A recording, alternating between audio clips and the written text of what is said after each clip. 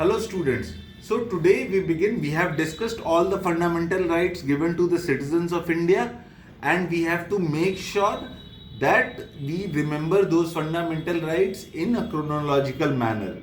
So let's discuss directive principles of the state policy now.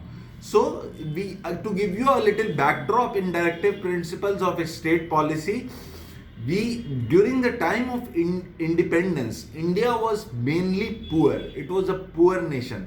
There was a lot of poverty everywhere. There was lack of literacy, and all these things made India very weakling. It was like a nation that had just hatched. So directive principles of state policies were framed. At the time of independence, most of India's people were poor and illiterate. A small class of rich people enjoyed the country's wealth while the poor suffered. There were evils like caste discrimination and exploitation in the society. So during the time of India's independence, there was illiteracy, there was caste system, there was discrimination. A very small group of rich people enjoyed India's wealth, and it was very unfair during that time. The framers of our constitution had a vision of a society based on social justice, equality, and economic well-being. So people who framed our constitution, they were the ones who decided that we should bring about a change. Everybody should get social justice. Everybody should be healthy and well. So they laid down guidelines for future governments to be kept in mind while framing laws and policies. These guidelines are called directive principles of state policy. Several of the directive principles are aimed at improving economic equality, while others are aimed at promoting social justice. Some of the directive principles are also based on the vision of Mahatma Gandhi. So basically, why was directive principle based?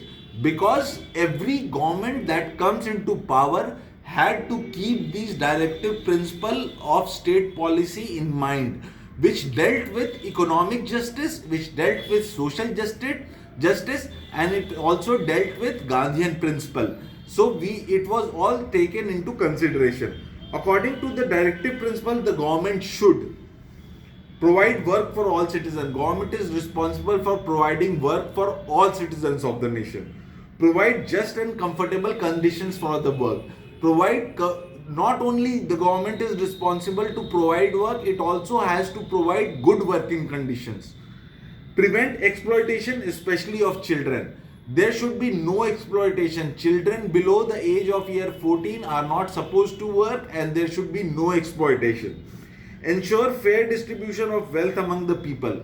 Wealth or money should be distributed fairly among the people. It should be given in equal forms. It should not be discriminated, or it should not be somebody has got a bigger chunk and somebody got a smaller piece. So it should not be like that.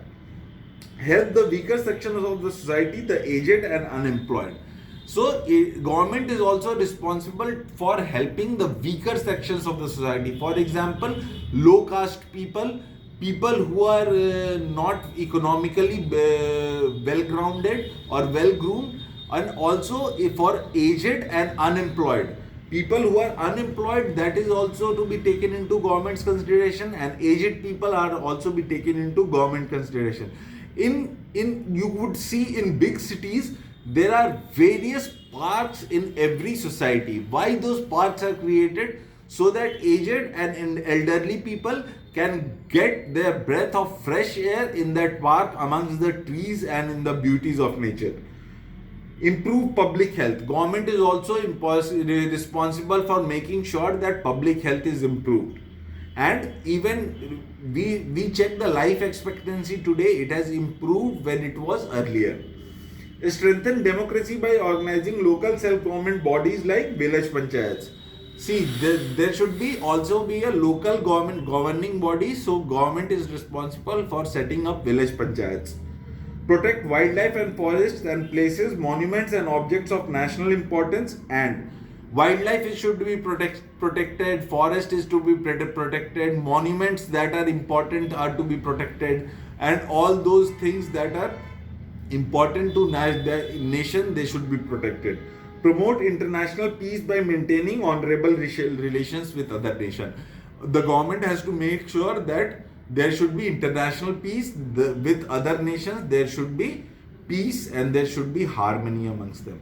So we stop here. We'll continue in our next class. Have a good day, students.